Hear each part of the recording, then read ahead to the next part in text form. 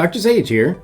To conclude our discussion of antimicrobial treatment, we're going to discuss interactions between drug and host. By the end of this video, you should be able to distinguish between drug toxicity and allergic reactions to drugs, define the term superinfection, and summarize how it develops in a patient.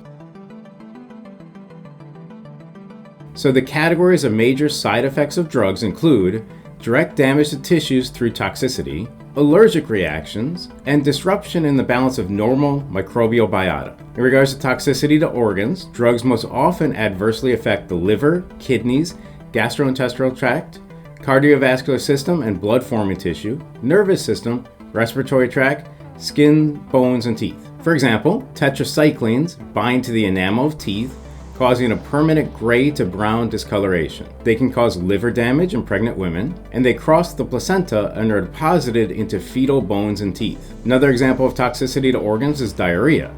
This is the most common complaint associated with oral antimicrobial therapy.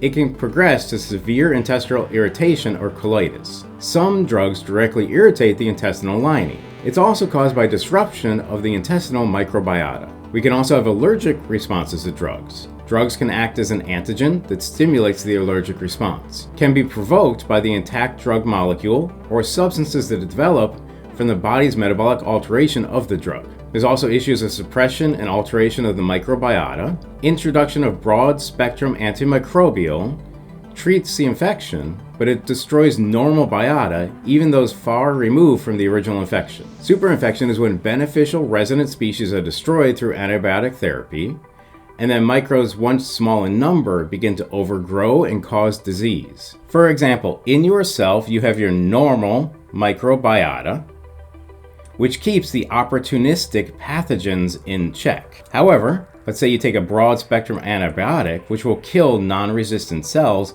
including your normal microbiota.